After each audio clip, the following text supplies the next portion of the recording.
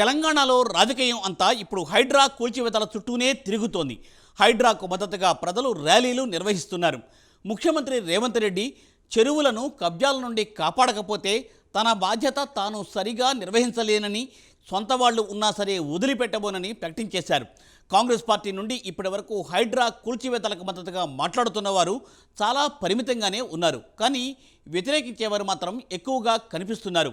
ఇది రాజకీయంగా ఇప్పుడు కీలకమయ్యే అవకాశాలు కనిపిస్తున్నాయి. అయితే సొంత పార్టీ నేతలైనా సరే వదిలిపెట్టేదే లేదంటున్నారు రేవంత్. అక్రమ నిర్మాణాలు ఉంటే కోల్చక తప్పదని చెబుతున్నారు ఆయన.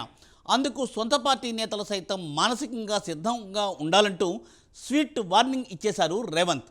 దీంతో ఇప్పుడే రేవంత్ మార్క్ పాలన షురూ అయిందని రాజకీయ విశ్లేషకులు అభిప్రాయపడుతున్నారు.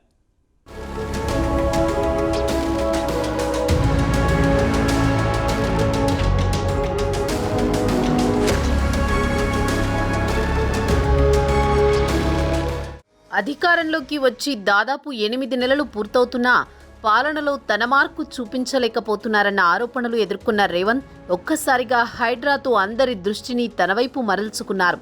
ఒకే ఒక్క కూల్చివేతతో అటు మెయిన్ స్ట్రీమ్ మీడియాలోనూ ఇటు సోషల్ మీడియాలోనూ రేవంత్ రెడ్డి పేరు మారుమ్రోగింది. ఎన్ కన్వెన్షన్ పేరుతో చెరువును ఆక్రమించి అక్కినేని నాగార్జున నిర్మాణాన్ని చేపట్టారనే మంత్రి ఫిర్యాదుతో రంగంలోకి దిగిన హైడ్రా ఎన్ కన్వెన్షన్ నిర్మాణాన్ని నేలమట్టం చేసేసింది. ఒక సెలబ్రిటీ నిర్మాణం కూల్చివేతతో 2 తెలుగు రాష్ట్రాలలో హైడ్రాతో పాటుగా రేవంత్ రెడ్డి కూడా హాట్ టాపిక్గా నిలిచారు. బీజేపీ వామపక్షాలు సైతం రేవంత్ నిర్ణయాన్ని సమర్థిస్తూ హైడ్రా చర్యలతో మద్దతు పలుకుతూ నాగార్జునతో పాటుగా ఈ నిర్మాణాల కట్టడాలకు అనుమతించిన అధికారులపై కూడా చర్యలు తీసుకోవాలని డిమాండ్ చేస్తున్నారు. ప్రతిపక్ష పాత్రలో ఉన్న బీఆర్ఎస్ మాత్రం రైతు రుణమాఫీపై కాంగ్రెస్ ప్రభుత్వంపై వచ్చిన ప్రజా వ్యతిరేకతను పక్కదారి పట్టించడానికే రేవంత్ హైడ్రా పేరుతో హైడ్రామాను తెరమీదకు రక్తి కట్టిస్తున్నారు అంటూ కూల్చివేతలను ఖండిస్తున్నారు.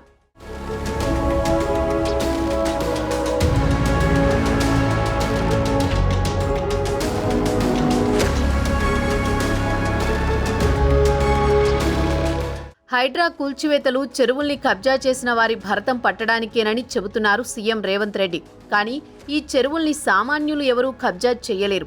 సామాన్యులు చెరువు సిక్కం భూమిలో చిన్న షెడ్డు కూడా వేయలేరు. కానీ రాజకీయ నేతలు చేతిలో అధికారం ఉన్నవారు మాత్రం సిక్కం భూములే కాదు భారీ అంతస్తుల నిర్మాణాలు కూడా పూర్తి చేశారు.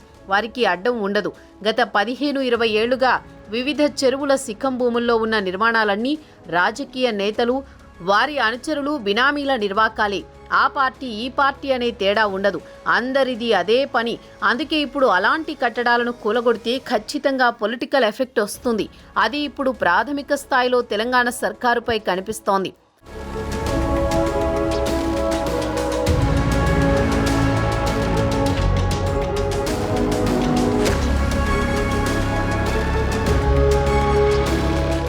దానం నాగేందర్ హైడ్రా కూల్చివేతలపై బహిరంగంగానే వ్యతిరేకత వ్యక్తం చేశారు.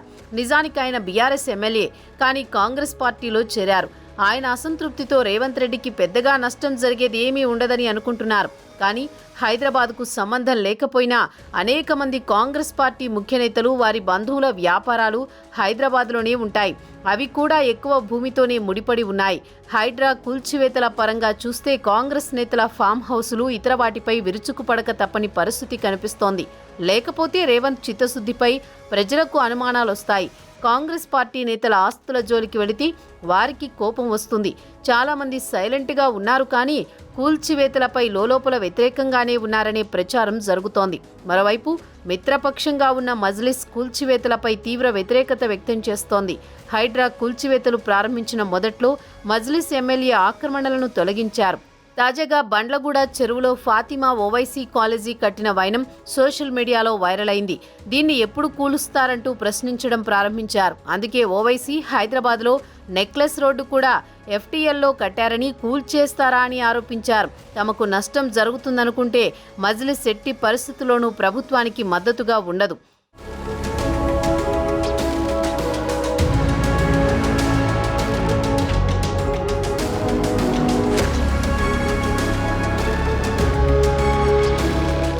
మరోవైపు హైడ్రా పనితీరుపై ప్రశంసల జల్లు కురుస్తున్నా విపక్షాలు మాత్రం పెదవి విరుస్తున్నాయి. విపక్ష నేతలను టార్గెట్ చేసేందుకు తీసుకొచ్చిందే ఈ హైడ్రా అంటూ వస్తోన్న విమర్శలకు సీఎం రేవంత్ ఫుల్ స్టాప్ పెట్టారు. హైదరాబాద్ పరిధిలో ఎక్కడైనా అక్రమ నిర్మాణాలు ఉంటే సొంత పార్టీ నేతల భవనాలను కూడా వదలబోమని స్వయంగా రేవంత్ హెచ్చరించినట్టుగా తెలుస్తోంది.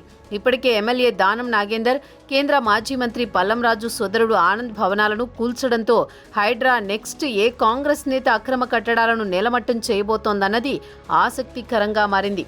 అక్రమ నిర్మాణాలు చేపడితే కూల్చివేతలు తప్పవని, ఇందుకు మానసికంగా సిద్ధంగా ఉండాలని రేవంత్ తేల్చి చెప్పినట్టుగా తెలుస్తోంది. హైడ్రా ద్వారా ఓ గొప్ప బాధ్యతను తీసుకున్నామని, ఈ విషయంలో తన మన అనే వాటికి తావిస్తే హైడ్రాకు విలువ లేకుండా పోతుందని, ఫలితంగా ప్రభుత్వం అప్రతిష్ట పాలు అవుతుందని స్పష్టం చేసినట్లుగా తెలుస్తోంది.